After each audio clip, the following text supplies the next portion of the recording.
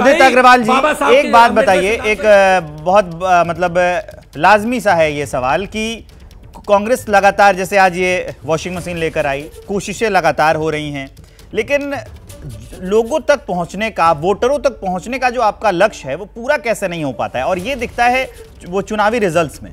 इस पर क्या कहना चाहेंगे? इसने कहा नहीं पूरा हो पाता। देखिए, बीजेपी ने एक नैरेटिव बनाया था जो एक घृणा का नैरेटिव था। हम उसको तोड़ने में काफी हद तक कामयाब हुए हैं। आज आप जमीन पे जाइए, दिल्ली में जाइए और जगह जाइए, लोग अब ये कह रहे हैं ये तो कुछ ज्यादा ही हो रहा है आजकल। लोगों को इतनी उम्मीद नहीं थी, उनको कहीं ना कहीं आशा थी मोदी जी से, लेकिन आज वो आशा चकनाचूर हो गई है। देखिए, विकास के काम हो नहीं रहे हैं, ऊपर से आप लोकतंत्र की हत्या कर रहे हैं। देखिए, हिंदुस्तान का जो नागरिक है उसके दिल में लोकतंत्र बसा हुआ है, वो डेमोक्रेटिक वैल्यूज में विश्वास रखता है। जो मोदी जी की हरकतें हैं, जो बीजेपी की हरकतें हैं, उसमें आज लोग कहने लगे हैं ये तो कुछ ज्यादा ही हो रहा है। अब ये जो इलेक्शन आएगा, आप इसके बड़े चौंकाने वाले रिजल्ट आएंगे। दूसरी चीज, जो प्रेम शुक्ला जी फालतू में मेरे से नाराज हो रहे हैं, मैं उनके ऊपर कोई भी व्यक्तिगत टिप्पणी नहीं कर रहा था, वो मेरे आदरणीय और बड़े हैं। मैं जो डरपोक शब्द का इस्तेमाल कर रहा था वो बीजेपी या उनकी पार्टी के लिए कर रहा था, प्रेम शुक्ला जी के लिए नहीं कर रहा था। तो कृपा करके वो ये ना सोचे मैं उनके लिए, मैं कभी अपशब्द का इस्तेमाल नहीं करता किसी के लिए, ये मैं कहना चाहता हूं। जब आपको इतना खेद है तो ऐसे शब्दों का इस्तेमाल ही नहीं करना चाहिए था कि वो उनको बुरा लगे। गलत बात। मैं खेद नहीं कह रहा, मैं ये कह रहा हूं आप तोड़ मरोड़ रहे हैं मेरे बात। मैंने ये कहा था, मैं कुछ तोड़ मरोड़ नहीं रहा हूं, आप जो लोग कहते हैं वही कहता हूं। यही तो दिक्कत होती है मुझे प्रवक्ताओं से कि पहले भाषा की मर्यादा खोएंगे, फिर कहेंगे कि तोड़ मरोड़ रहे हैं। अरे अपनी बात साबित करने की इतनी भी होड़ मत बजे। बताइए कितनी सीटें आ रही हैं लोकसभा के चुनाव में? छोड़िए, हटाइए, बताइए कितनी सीटें आ रही हैं? सर, मैं माफी नहीं मांग रहा, गलत शब्द मत बोलिए। मैंने ये कहा, मैंने प्रेम शुक्ला जी को पहले भी नहीं बोला था, उनको गलतफहमी हो गई।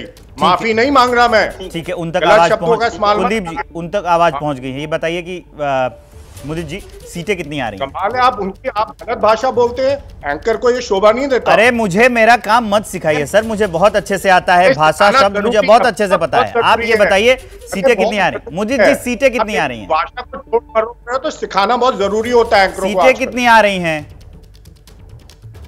हम मुंह तोड़ जवाब देंगे। बीजेपी को इंडिया अलायंस की सरकार बनेगी, आप देखते रहिए जरा। संख्या क्या होगी? दिल्ली में तो सुपड़ा साफ हो रहा है, बीजेपी का 7 सीटें हारेगी।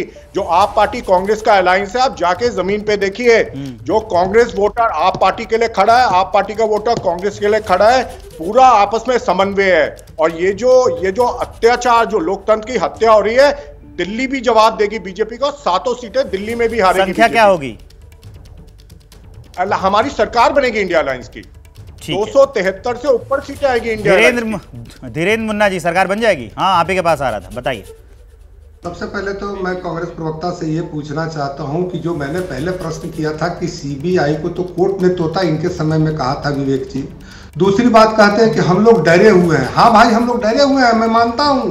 देश के लोग भी डरे हुए हैं कि आप आकर के फिर वही दुर्गति देश का करेंगे, फिर वही भ्रष्टाचार को आगे बढ़ाएंगे। इसलिए हम भी डरते हैं, देशवासियों के भावनाओं का कदर करते हैं। मोदी जी, आप जब बोलते हैं तो कोई डिस्टर्ब नहीं करता, बोलने दीजिए।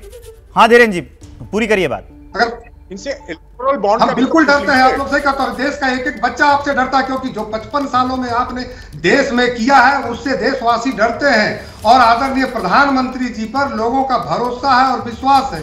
गठबंधन आप लोगों ने मजबूरी में किया था। आप मुझे जरा इसका जवाब दीजिए कि आम आदमी पार्टी के शराब के घोटाले का उजागर करने का, क्रेडिट लेने का काम कौन कर रहे थे? आप ही लोग सारे प्रवक्ता चिल्ला के कह रहे थे कि वहां पे शराब में घोटाला हुआ है, लीकर स्कैम हुआ है, और इसका क्रेडिट ले रहे थे।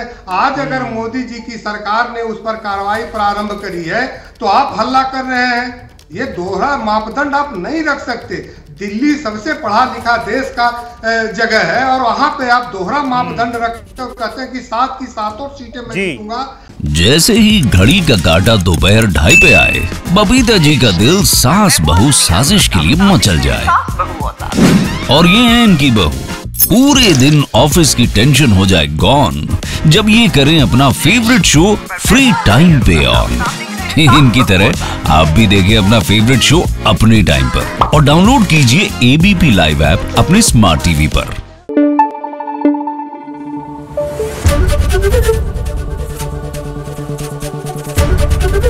एबीपी न्यूज आपको रखे आगे।